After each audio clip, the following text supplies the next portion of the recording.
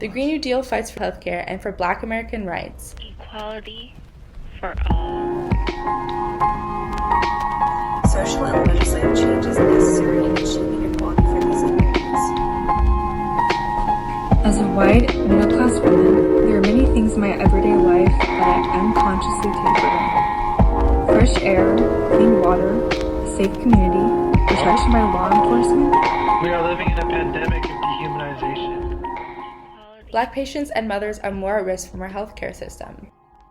Black mothers die in childbirth at 3 times the rate of white mothers.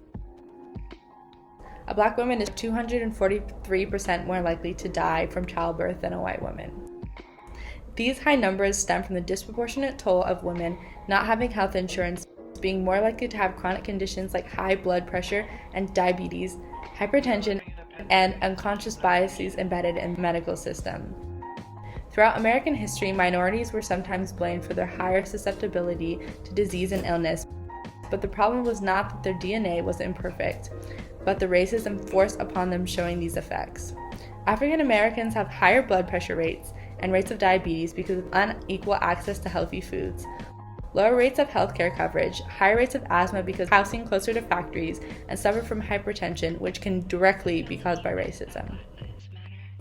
By having universal healthcare, we could turn around some of these disproportionate numbers and see real change, like the lifespan of Black Americans go up. To the fact that racism does exist. Decades upon decades of racist government policies have intentionally created barriers to housing for Black people.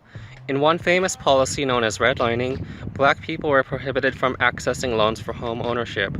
Oftentimes, they were outright banned from purchasing homes in certain neighborhoods, and both of these have contributed to racial segregation and wealth disparities. Today, the wealth of Black people is only 5% of that of white people, which is a direct consequence of being barred from home ownership. And now, as wealthier people move from segregated suburbs back to cities, gentrification displaces people through rent burdening, increased property prices, and evictions. I support a Green New Deal and a California People's Bailout to help address the connected issues between housing, the environment, and race. We must acknowledge housing as a human right, prevent further displacement, and prevent evictions and foreclosures. We're not trying to start a race war. We're trying to end one. Equality for all. The Green New Deal seeks to secure the right to clean air and water for everyone in the United States, but this right isn't equally available to all citizens. People of color, and especially low-income communities, have been disproportionately exposed to increasing levels of air and water pollution. This is because communities that are mainly populated by low-income people of color are more likely to be chosen as locations for hazardous waste facilities. I have a lot of privilege as a white person. I grew up in a predominantly white town with clean air and water I could drink straight from the tap. But this isn't a story shared by everyone in the United States. Research shows that Black Americans face a significantly higher level of exposure to certain respiratory irritants than their white counterparts, and are more likely to die at an earlier age because of this. On top of that, the percentage of Black children suffering from asthma in the US is twice as high as that of white children. This number will only increase as the effects of climate change worsen. This discrepancy in air pollution levels between Black and white communities also holds true in the case of water pollution.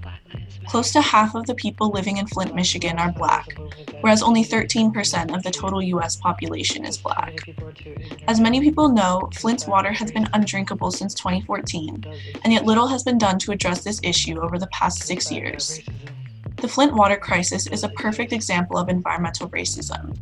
We can assume that if Flint were a predominantly white town, this crisis would have been addressed years ago. As you can see, environmental racism is a huge issue in the United States, and we can't fight for climate justice without also fighting for racial justice.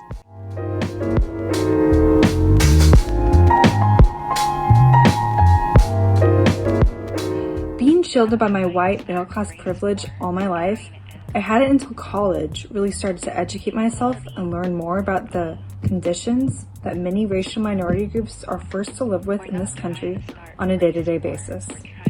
And learning about it shocked me, and it still does. Just imagine being deprived of the basic necessities to live a decent life, and not only you individually, but others like you, based on a systematic pattern of historical discrimination and genocide. Native Americans have, like many other racial minorities, been the subject of police violence. In fact, from 2015 to 2016, the number of Indigenous people killed by the police in the United States had doubled, and Native Americans are more likely to be killed by the police on a per capita basis than any other group in the United States. For both Native Americans and Black Americans, the rights to breathe clean air, drink clean water, and live free from police violence are under constant attack. The struggle to end the scourge of police brutality in particular is what drives many Native Americans towards a sense of solidarity with Black Americans, especially in the wake of the Black Lives Matter movement. Similar to Black Americans, Indigenous groups have led resistance efforts against police brutality for decades. In 1968, the American Indian Movement, or the AIM, was born out of the struggle to combat police brutality against Indigenous groups, with the goal of attaining, quote, Indigenous sovereignty, land, and culture. Movements to combat environmental racism have arisen in recent years as well, and many of these goals are also shared by Black-led organizations, including Black Lives Matter. Thus, although Black Lives Matter and AIM have both been born out of systematic racial oppression in the context of police brutality, all aspects of Black and Indigenous lives are being addressed by the ongoing activism seen today. Social and legislative change is necessary in achieving equality for these communities. The passage of a Green New Deal, advocating for the socio-environmental justice of low-income and minority groups, remains critical towards achieving justice for both Black and Native Americans. Yet, in order to pass this monumentally important piece of legislation, non-Natives and non-Black people especially must recognize their relative privilege and must act to promote anti-racism. Think about it. It would be unimaginable for so many of us, those of us who are neither Black nor Indigenous, to face the realities that so many Black and Native Americans face every day of their lives. Equality for all. We're not trying to start a race war, we're trying to end one. Equality for all.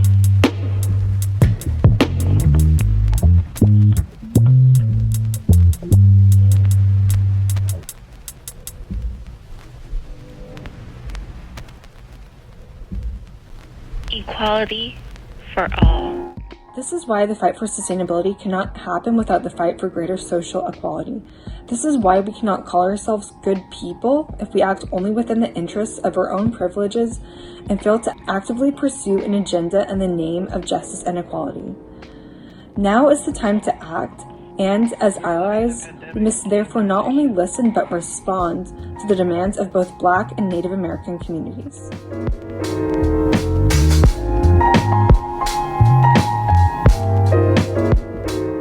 Environmental racism against Black and brown lives spans much further than just our country. In fact, some of the most devastating effects of our dysfunctional society impact Black and brown countries the worst. And it all leads back to wealth disparities and misplaced use of resources, devastating human lives. That racism does exist. The average footprint of the richest 1% of people globally could be 175 times that of the poorest 10%. And because of human-caused climate change, some island countries with low emissions and Black inhabitants, like Kiribati, could be wiped off the face of the earth because of rising sea levels. The poorest half of our global population are responsible for only around 10% of global emissions, yet they live overwhelmingly in the countries most affected by climate change. The struggle for a California People's Bailout and a Green New Deal will create ripples to interrupt the tremendous harm being caused to Black and brown lives around the world.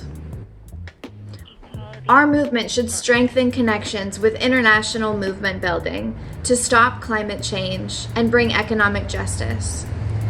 Only through this can we truly begin to protect Black lives.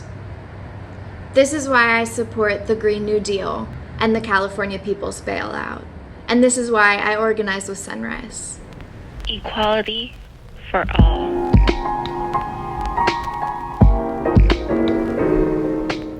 Today, during a global pandemic, Black Americans are overrepresented in essential workforces, increasing their risk of exposure to COVID-19. Access to quality healthcare is a human right. We need to fight for a Green New Deal with and for the Black community. There is no Green New Deal without relieving the injustices that the Black community faces. California needs a people's bailout because Black lives matter. These issues affect all of us. Do they matter to you? Take a stand, get involved, and become a part of the change today. Learn about the forces impacting the most oppressed and all of us. Fight back for a world that works for everyone, and build community and hope along the way. To the fact that racism does exist.